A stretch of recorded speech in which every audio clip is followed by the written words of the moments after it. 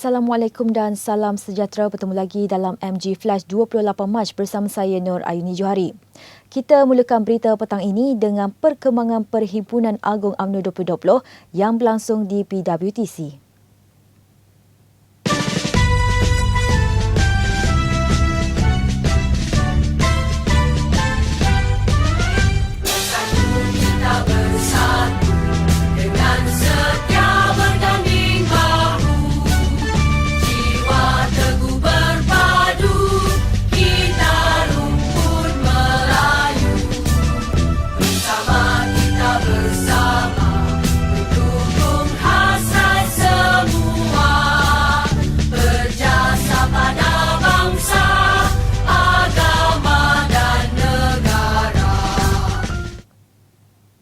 Pengerusi Perhubungan UMNO Wilayah Persekutuan Datuk Seri Johari Abdul Ghani menyelar sikap segelintir pemimpin UMNO yang masih kekal dalam parti tetapi bertindak sebagai jurucakap parti lain.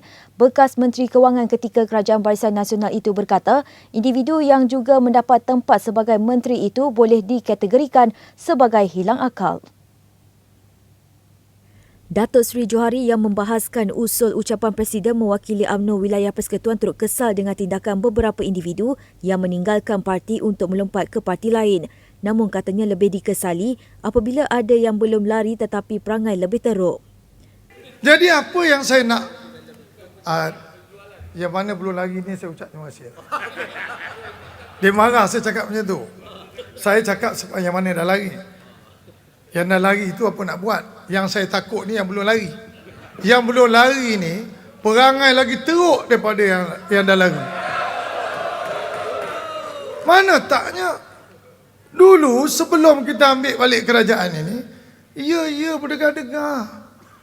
Bila dah dapat jadi menteri, jadi pula jurucakap untuk parti lain. Ini kalau dalam bahasa korporat dia panggil hilang akal. Dalam soal ini, saya nak puji Datuk Seri Najib Tun Razak ini. Itu apa yang dia berdepan tu kita doakanlah. Tetapi apa yang saya nak tuan-tuan tengok. Tengok dia. Tidak sekali pun saya tengok.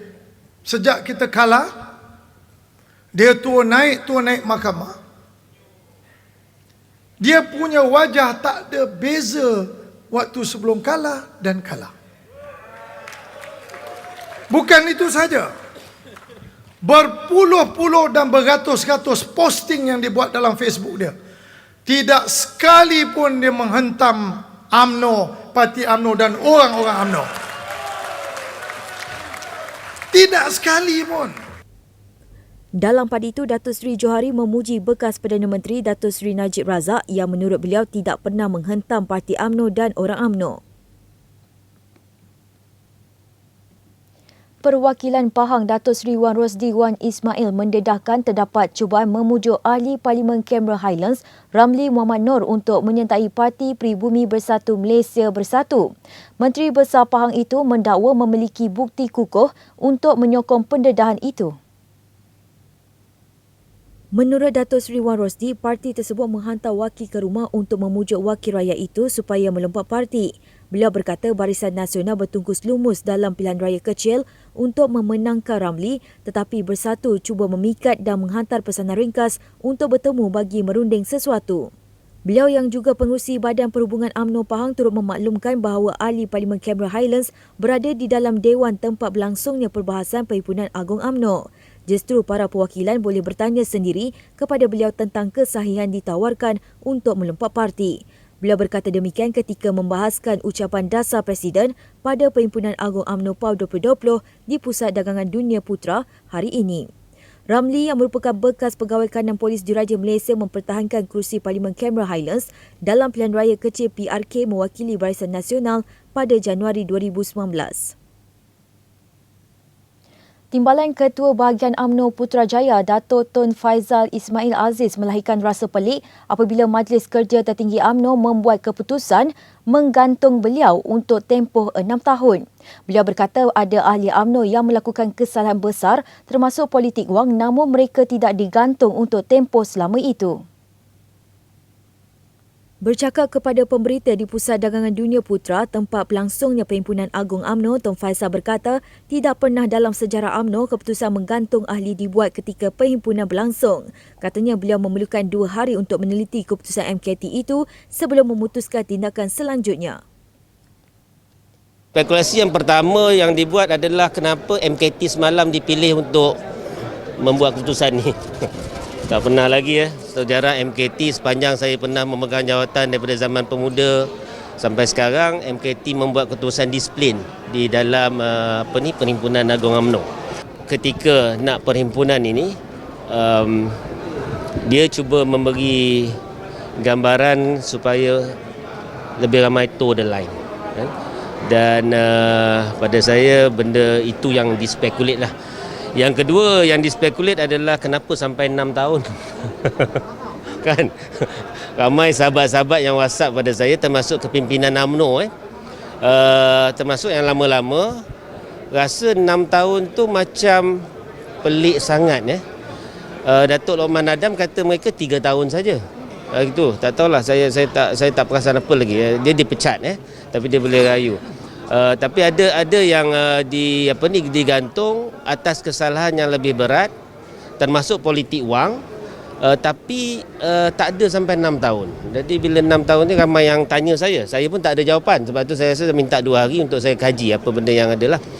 Dan spekulasi yang ketiga itulah yang berkaitan dengan Tan Sri. Mungkin di bahagian Tan Sri politiknya berbeza, di bahagian saya politiknya berbeza Jadi mungkin disebabkan ada politik di bahagian dia menyebabkan keputusan ini dibuat segera. Saya tak tahu, itu spekulasi yang dibuatlah. Tapi peliklah Rakyat termasuk ahli politik diminta memberi masa kepada Suruhanjaya Pilihan Raya SPR untuk pelaksanaan kelayakan mengundi usia 18 tahun. Menteri di Jabatan Perdana Menteri, Parlimen dan Undang-Undang Datuk Seri Taqiyuddin Hassan berkata, terdapat pelbagai prosedur perlu dilalui membabitkan pengurusan dari Jabatan Pendaftaran Negara JPN. Jelasnya perkara itu perlu dilakukan secara profesional tanpa campur tangan mana-mana pihak. Ia kerana melibatkan butir peribadi individu sekaligus ingin mengelakkan sebarang kekeliruan ketika proses mengundi. Dalam pada itu, SPR juga perlu menunggu semua negeri meminda perlembagaan negeri masing-masing untuk menurunkan kelayakan calon ahli Dewan Undangan Negeri ADUN kepada 18 tahun terlebih dahulu. Katanya sekiranya perkara itu tidak diselesaikan di peringkat negeri, maka sukar untuk SPR melaksanakan pendaftaran pemilihan automatik dan undi 18. Justru beliau menyarankan kepada rakyat agar tidak terlalu cepat menuduh SPR atau kerajaan sengaja melengahkan pelaksanaan berkenaan. Baru-baru ini, pengurusi SPR Datuk Abdul Ghani Saleh memaklumkan pendaftaran pemilihan automatik dan kelayakan mengundi pada usia 18 tahun dijangka akan dilaksanakan selepas 1 September tahun depan. Sebuah makmal memproses dadah jenis heroin berjaya ditemui dalam serbuan di kawasan perumahan berpagar di Iskandar Puteri, Johor Bahru pada 2 petang 23 Mac lalu. Ketua Polis Johor, Dato' Ayuh Hamaidi Piche berkata, dalam serbuan itu lelaki tempatan berusia 36 tahun ditahan bersama dadah bernilai hampir 1.1 juta ringgit serta peralatan memproses heroin turut dirampas. Menurut Dato' Ayub Han, kegiatan tersebut telah beroperasi hampir setahun di mana suspek menyewa rumah jenis berpakar serta berpengawal untuk dijadikan makmal memproses dadah. Suspek yang ditahan telah diupah sebagai pakar kimia dan penghantar dadah dengan bayaran RM10,000 sebulan. Dan dalam operasi pertama, tuan-tuan, rampasannya melibatkan 57 kg heroin bernilai RM642,000 dan lebih kurang 4.5 kilogram heroin base bernilai lebih kurang RM420,000 dan 77.7 kilogram kafein bernilai lebih kurang RM26,000 dan nilai rampasan dadah adalah RM1 juta dan lebih kurang. Dan dadah yang dirampas ini, tuan-tuan, boleh digunakan oleh seramai 189,530 nagih dadah. Hasil penahanan suspek tersebut, polis berjaya menahan dua lagi wanita tempatan berumur 34 dan 35 tahun di Terminal Pahang dan Batu Gajah Perak. Turut disita tuan ada 5 buah kenderaan, 1 buah motosikal, wang tunai, 7 jenis pelbagai barang kemas tuan, 25 utas jam tangan dan 15 akaun yang disita dengan nilai sitaan RM472,000 lebih kurang tuan. So, nilai keseluruhan rampasan dan sitaan untuk operasi pertama ini adalah 1.1 juta tuan. Hasil saringan urin ketiga-tiga suspek didapati negatif dadah dan tidak mempunyai rekod jenayah lampau. Kesemua suspek direman 7 hari dan kes disiasat mengikut Seksyen 39B Akta Dadah Berbahaya 1952.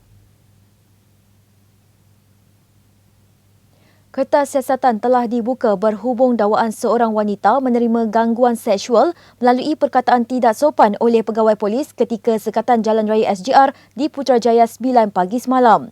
Ketua Polis Daerah Putrajaya SCP Muhammad Fazil Ali berkata, pegawai polis yang bertugas itu telah membuat laporan pada jam 1.35 petang semalam menafikan dakwaan tersebut.